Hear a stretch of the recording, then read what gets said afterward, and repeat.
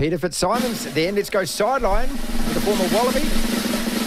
The former Wallaby, Peter FitzSimons, staunch Republican and our favourite one-eyed, cantankerous Australian, joins us again. Peter, welcome back.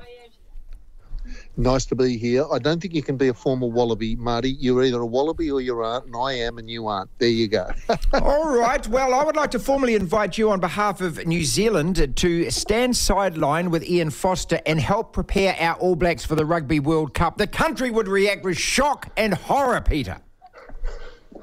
There I was, Marty, standing beside Steve Hansen at the Wallaby training. He thought I was just being friendly, but I was being a double agent. I was pretending to be an Australian on the Australian side, but I was actually there for you, Marty. I was watching that bastard. I was making sure that he didn't whisper in Eddie's ear anything about All Black secrets, anything. How did I go? Do you want me to give you my report? Yes, please. And I know that you're lying because I know what I know. No, look, what happened was I turned up at Wallaby training this morning. It was on the edge of Paris. It was quite a big deal. First Wallaby training I've been to in 20 years. And, in fact, I fondly tell the story. It must have been about 94, 95. I went to the All Black training at Eden Park just before Bledisloe, and Laurie Mains was the coach, and he saw me, and he blew the whistle, and he said, "Everybody stop! FitzSimons, leave the building." No! As if I would have the first clue about what the All Blacks were doing. But anyway, I went to the Wallaby training this morning, and it was a big deal. The Wallabies arrived in 2 buses with a police escort, lots of vans behind. It was like Akadaka was arriving. It was a really big deal. We go to this absolutely pristine, beautiful 2 beautiful rugby fields. They start training. I see Steve Hansen, or Sir Steve Hansen, lovely bloke, love him. He's a great guy, great rugby man. And we were chatting, and he did mention in passing that there was some controversy in New Zealand. I must say he wasn't fussed about it, and I'm not fussed about it. I hope you haven't been mean about it, Marty, have you or not? No, look, not at all. We had him on the program yesterday. Look, he's also savvy enough to know that there's going to be a reaction back here in New Zealand when that story broke. And it's only because members of your fraternity, the newspapers especially, write these blazing clickbait headlines, Peter, about defection and traitor and all of that kind of stuff to try and get... But it's bullshit. It is bullshit, of course. I'll speak honestly for a moment. I mean, it's absolute bullshit. Steve Hansen is a great rugby man, and I remember sitting next on the bus next to Gary Wetton back in the early 92. We were on our way to the third World 15 versus the All Blacks, and he was talking to me about, the ins and outs of All Black training. And I was thinking, that's how it works. That's really interesting. And he just said something in passing. He said New Zealand rugby needs Australian rugby to be strong. And, that is the absolute truth of it. New Zealand, you guys need us. And world rugby, we're struggling. World rugby needs Australian rugby to be strong. And Steve Hansen is not passing over any messages of All Black secrets of how they're doing. What he's doing, he's wandering around having a bit of a chat. That's it. There's no meetings at midnight. And he was talking to me really about the virtues of culture, of a culture where, you know each other, you like each other, old-style rugby values. And the All Blacks have, been terrific on that kind of stuff. Well, we were both talking about the lovely line from my favourite rugby man ever, Sir Brian Lahore, BJ Lahore. Wonderful man. And the great line, and wonderful, the late, great BJ Lahore, who said, "Better men make better All Blacks." And it's a great line, and it is choose people on character and build them from there. And well, how did you get a captain? Come on. I mean, that's exactly. So did that change after FitzSimons was selected, was it? I had the honour to be the deadwood cutaway to reveal the great team beneath. Twice, 84 Grand Slam, 91 World Cup, the 2 great eras of my time, and there was only one Wallaby that was in the tour immediately preceding both, and it was me. Somebody had to be the deadwood, Marty, and I had the honour to serve. You know what, I tell you what, so Greg Martin tells me every week he's still bitter and twisted about being dropped for the 91 World Cup as well. So does that linger this long, does it? Yeah, a bit. I'll tell you one other thing. It won't surprise you that I've done a brilliant piece. Well, I was just going to say, I read a Sydney Morning Herald column, and it was actually written very well, I thought. Yeah. Well, no, this is the one that's going to be up. This is the one that'll be on tomorrow.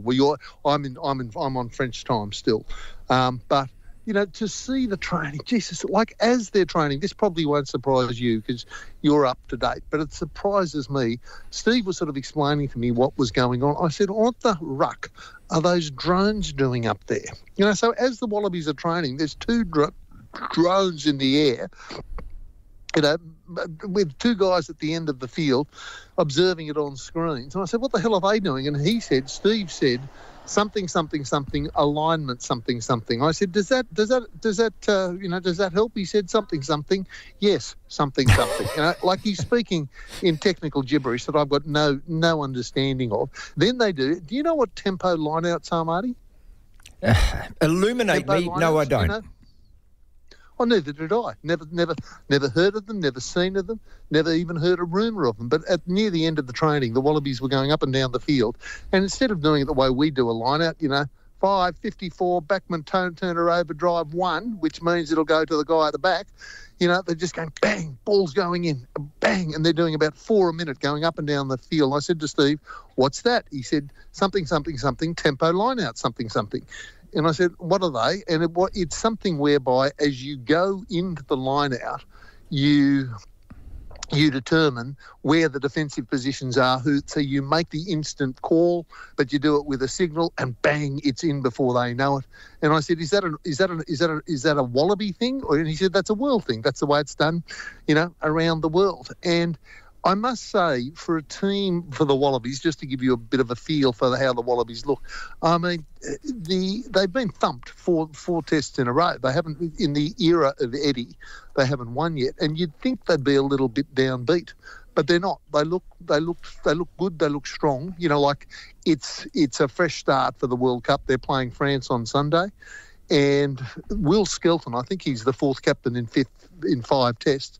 I interviewed him afterwards, and I had a good chat to Eddie afterwards. And the vibe, I suppose always the vibe, you'd expect it this early on because it's it's 0-0 and the first whistle hasn't blown.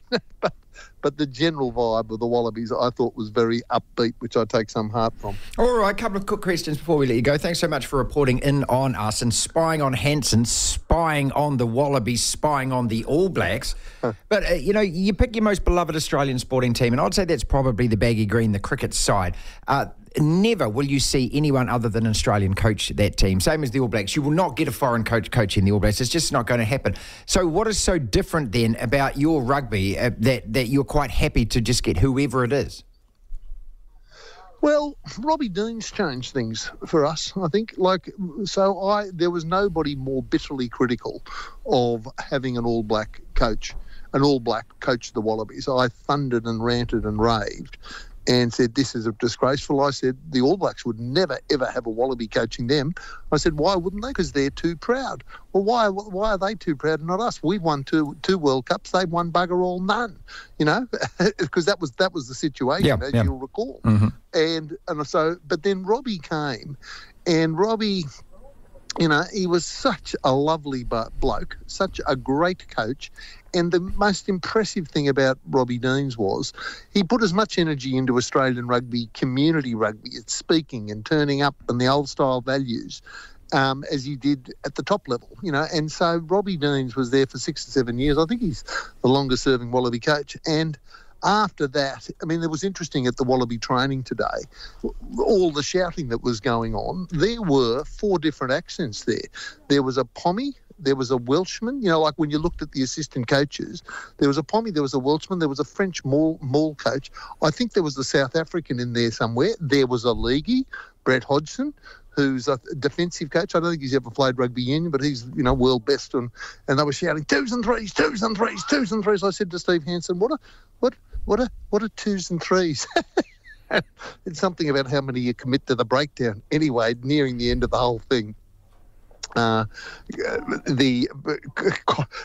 were shouting 2s and 3s, and they didn't put enough in it because Marika Corabetti broke through and was coming straight at us. And I'll tell you what, it really was something to see Corabetti on the fly, just flying, coming straight for us. And I thought to myself, if I was an opposing winger and I was looking at those thighs and those pumping pumping arms coming at me, and he's swerving, accelerating and coming. You think you might be able to stop him, but there would be no way on earth you could stop him without hurting yourself. But anyway, I digress. The point of the exercise is the news from the Wallaby camp is they're going well, and that your man, Sir Steve Hansen, is a credit to the world of rugby union because he's a great ambassador for the game. He's a successful World Cup winning All Blacks coach. And if Eddie Jones says, you want to come and have a look over my blokes for 4 or 5 days, no payment involved, you're not giving any secrets, but just have a meal and just have a look and see what you think of the culture, it's good for rugby. And it's good for New Zealand. Your ambassador is out there spruiking the virtues of good old-style values. Devlin. Oh, how does he do that? How does he do that? The platform.